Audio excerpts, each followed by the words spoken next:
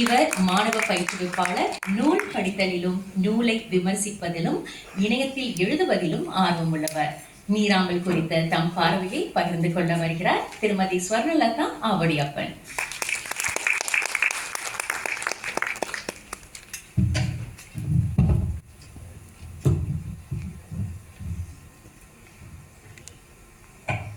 கற்றறிந்த சான்றோர்கள் கூடியிருக்கும் இந்த அவைக்கு என் பணிவான வணக்கங்கள். திருமதி கங்கா பாஸ்கரன் அவர்களுடைய நீராம்பல் தொகுப்பை பற்றிய எனது பார்வையை, எனது புரிதலை உங்களுடன் பகிர்ந்து கொள்ளும் முன்பு நான் அவர்களுக்கு மிகப்பெரிய நன்றி சொல்ல கடமைப்பட்டிருக்கிறேன். ஏன்னா அவங்க என்ன அணுகினப்போ என்ன சொன்னாங்கன்னா, நான் இந்த மாதிரி ஒரு கவிதை தொகுப்பு வெளியிட்டிருக்கேன், நீங்க அதை பத்தி பேசணும், ஆனா உங்களுடைய பார்வை ஒரு கவிஞருடைய பார்வையாக இருக்க வேண்டிய அவசியம் இல்லை. அந்த மாதிரி பேசுறதுக்கு கவிஞர்கள் வராங்க, அதனால உங்களுக்கு என்ன புரிஞ்சதோ அதை நீங்க பகிர்ந்துக்கிட்டீங்கன்னா ரொம்ப சந்தோஷம் அப்படின்னாங்க. உண்மையிலே எனக்கு அது ரொம்ப பெரிய விடுதலை. ஏன்னா நான் கவிஞர் கிடையாது. கவிஞர்களுடைய உலகத்தை வெளியிலிருந்து வெடிக்க பார்க்க ஒரு சாமானிய வாசகி. அந்த சாமானிய வாசகியுடைய புரிதல் என்ன என்பதுதான் எனக்கு இந்த பேச்சின் நோக்கமாக இருக்க போகிறது. இதுக்கு முன்னாடி நான் ஒரு சில நூல் அறிமுகங்கள்ல சொன்ன விஷயம்தான். ஒரு நல்ல புத்தகம் எப்படி இருக்கணும்னா, படிச்சு முடிச்சுட்டு அந்த பக்கம் வச்சுட்டு நம்ம நிம்மதியா இருக்க விடக்கூடாது. கொஞ்சம் உழண்டுகிட்டே இருக்கணும், நம்ம படிச்சது சரிதானா அப்படின்னு திரும்ப போய் படிக்கணும். அதுல படித்த ஒரு வரி ஒரு வார்த்தையை நம்ம பல இடங்கள்ல போய் தேடணும். பல புத்தகங்கள்ல, கூகுள்ல இப்படி போய் தேட செய்யற ஒரு புத்தகம் மிகச்சிறந்த புத்தகம். அந்த வகையில நீராம்பலும் ரொம்ப சிறந்த புத்தகம். நிறைய தேட வைக்குது. ஏன்னா மற்ற புத்தகங்கள் நம்மள வெளியே போய் தேட வச்சா இது நமக்குள்ளேயே நம்மளை தேட வைக்கிறது. அதுதான் இந்த நூலுடைய சிறப்பு. ஒற்றை சிறகு தன்னோடு ஒரு கவிஞனை, ஒரு காதலியை, ஒரு காதலனை, ஒரு தாயை, ஒரு சிறுமியை சுமந்து கொண்டு அலைவதை நீங்கள் பார்த்திருக்கிறீர்களான முதல் கவிதை எழுதுறாங்க. உண்மையிலே சொல்றேன், முதல் கவிதை தொடங்கி 50வது கவிதை படித்து முடிக்கும் போது இந்த மாதிரி பல முகங்களை சுமக்கும் ஒரு ஒற்றை சிறகாக நீங்கள் உணர்வீர்கள். அடுத்ததாக, ஒரு நாணயத்துக்கு 2 பக்கம். அந்த மாதிரி மனிதனுடைய மனத்துக்கு பல பக்கம், பல கோணங்கள். அது நேரத்துக்கு நேரம், தருணத்துக்கு தருணம், சந்தர்ப்பத்துக்கு சந்தர்ப்பம், எதிரில் இருக்கிற மனிதருக்கு மனிதர் மாறிக்கிட்டே இருக்கும். அதுதான் நிதர்சனம். அந்த நிதர்சனத்தை தான் இந்த நூல் பேசுகிறது. கவிஞர் ஒரு கவிதை வடிக்கும் போது அன்று அவருக்கு என்ன மனநிலையோ அதை அவங்க ரொம்ப நேர்மையா பதிவு செய்யறாங்க. வேறொரு நாள் வேறொரு கவிதை எழுதும் போது மனநிலை மாறி இருந்தால் மறைக்காமல் அதையும் பதிவு செய்கிறார்கள். அந்த நிதர்சனம் தான் இந்த நூலோடு நம்மளை ஒன்றி போக வைக்கிறது.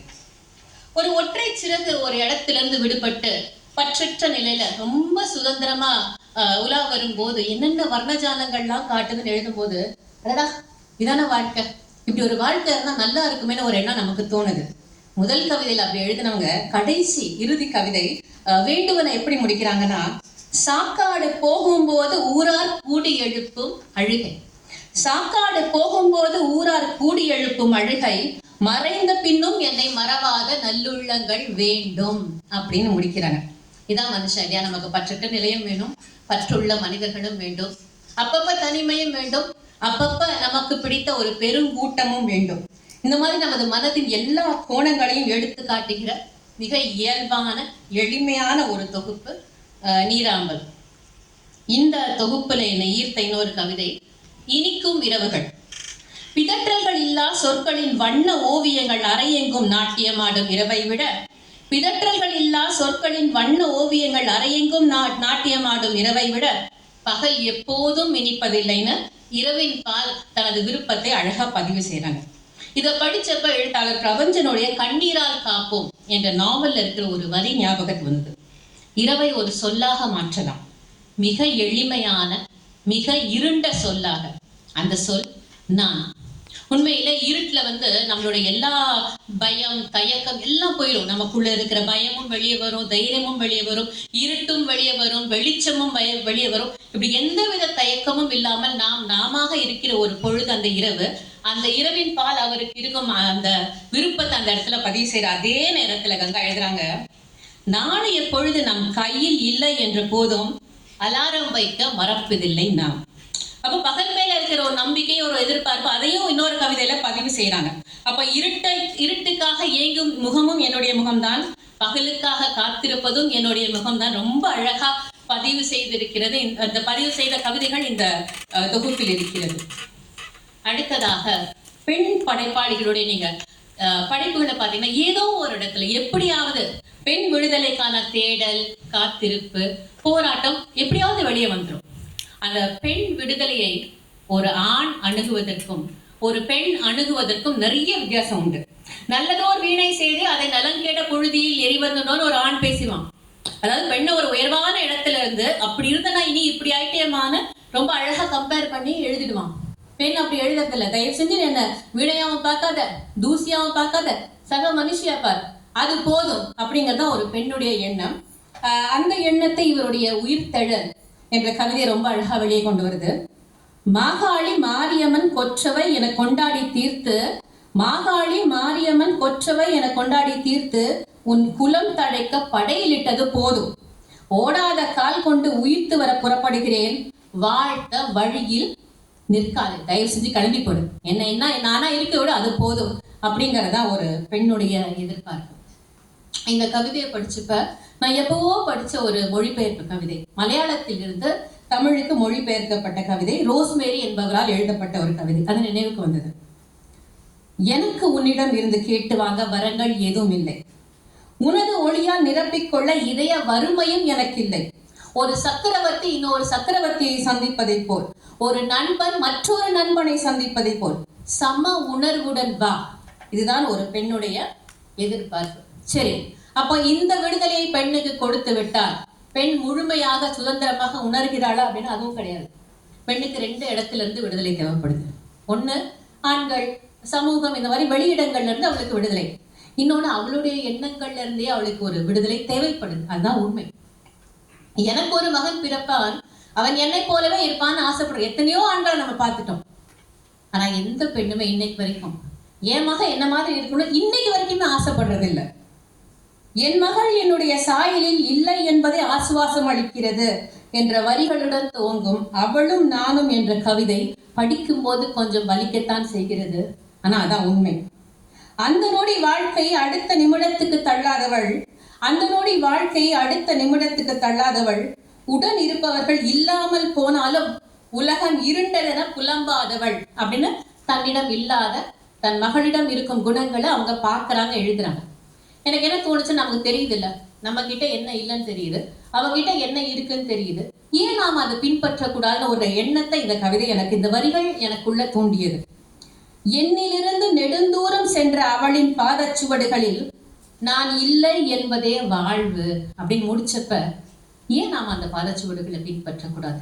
என்னைக்கு அந்த சுவடுகளோடு இணைந்து நான் நடக்கிறேனோ அன்றுதான் நான் முழு சுதந்திரம் அடைந்ததாக கருதுவேன்கிற ஒரு எண்ணத்தை இந்த கவிதை ரொம்ப அழகாக ஆழமாக எனக்குள்ள பதிச்சிருக்கு. அடுத்ததாக மறக்க விரும்பாத உண்மைன்னு ஒரு கவிதை. இதை படிச்சப்ப எனக்கு கம்பராமாயணத்தில் உள்ள ஒரு பாடல், ஒரு காட்சி ஞாபகம் வந்தது. என்னன்னா, ராமனுடைய அம்பு தைத்து ராவணன் இறந்து கிடப்பான். அந்த அம்பு அவ்வளவு துளையிட்டு போயிருக்கு உடம்பு முழுக்க. அவ மண்டோதரி பார்த்து நினைப்பா, இந்த அம்பானது அவன் உயிரை மட்டும் தேடி போன மாதிரி தெரியல, எங்கேயாவது ஒரு மூலையில சீதையை பற்றிய காதல் ஆசை அவனுக்குள்ள அதை எப்படியாவது வெளியே கொண்டு வந்தோன்னு ரொம்ப ஆழமாக துளைத்து போன ஒரு அம்பாக அவளுக்கு தெரியும். அந்த மாதிரி இந்த கவிதையை படித்தப்போ, ஒவ்வொரு வரியை படித்தப்போ, இது என்ன பத்தியதா, இது நானா இருக்கக்கூடாது அப்படிங்கிற ஒரு பயத்தோட ஒரு வலியோட படித்த ஒரு கவிதை இந்த கவிதை. காட்சி என்னன்னா, நம்முடைய பெற்றோர்களை நாம கொண்டு போய் முதியோர் இல்லத்துல சேர்க்கிறோம். நமக்கு தெரியுது அது தப்புன்னு, ஆனா அதை சேர்ப்பதற்கு நம்ம பக்கத்துல ஒரு நியாயத்தை கொண்டு வரோம்ல, ஒரு சாக்கு போக்கு சொல்றோம் இல்லையா, அதுதான் இந்த கவிதையோடைய கரு. எனக்கு தெரிஞ்சு இப்படி ஒரு கவிதையை நம்மை மாதிரி ஒரு நடுத்தர வயது உள்ளவர்களால் தான் எழுத முடியும். இன்றைய தலைமுறை ரொம்ப பிராக்டிக்கல். என்னால பார்க்க முடியாது, என்கிட்ட காசு இல்லை, நேரம் இல்லை, தயவு செஞ்சு கிளம்பிப்போன்னு சொல்லிட்டு அதை பத்தி பெருசா வருத்தப்படாம போயிடுவாங்க. நமக்கு உறுத்துது. அப்ப நம்ம என்னெல்லாம் சாக்குகள் சொல்றோம் அப்படிங்கிறத அந்த கவிதை. இருள் பிரியா வேளையிலே இமை திறக்கா நேரத்திலே, இருள் பிரியா வேளையில் இமை திறக்கா நேரத்தில் மழலியர் இல்லத்தில் விட்டு விட்டு மடமடவென்று நீ சென்ற நாட்களை மறக்க முடியவில்லை என சைல்ட் கேர்ல விட்டல அப்படின்னு முதல் குற்றச்சாட்டை வைக்கிறோம். அப்போ உள்ள இருந்து மனசாட்சின்னு ஒண்ணு சொல்லுது, டேய் அன்னைக்கு உனக்கு கிடைச்ச நண்பன் தானே இன்னைக்கு வரைக்கும் நீ வச்சிருக்க, எவ்வளவு பர்த்டே பார்ட்டிஸ், எவ்வளவு கொண்டாட்டம், எவ்வளவு சந்தோஷமா போயிருக்க. ஞாயிற்றுக்கிழமை கூட பையன் தூக்கிட்டு நான் செயல்கேட் போறேன்னு போன நாட்கள் எல்லாம் நமக்கு ஞாபகம் வந்துட்டு போகும். ஆனா சொல்ல மாட்டோம். அதுக்கடுத்து விரும்பிய பெண்ணை மணக்க உன் விரல் அசைவுக்கு காத்திருக்க, விரும்பிய பெண்ணை மணக்க உன் விரல் அசைவுக்கு காத்திருக்க, வீடு வாங்க தயாரா என வாழ்க்கைக்கு தயார் செய்த உன் வாய் சொல்லை மறக்கவில்லை. இதே கேள்வியைதான் அந்த பொண்ணோட அப்பாவும் கேட்டாங்க. அப்ப கம்முன்னு தான் இருந்த அப்படின்னு உள்ள இருந்து இன்னொரு சத்தம் வரும். ஒண்ணுமே செய்ய முடியாது. பேத்தி பிறந்த செய்தியை கூறிய போது பணிப்பெண் எப்போது வருகிறார் என்ற உன் பக்குவ பேச்சிய நினைவை விட்டு அகலவிலே அடுத்த குற்றச்சாட்டு வைக்கிறோம். அதுக்கு 1 வருஷத்துக்கு முன்னாடி வீடு வாங்கியிருப்போம்.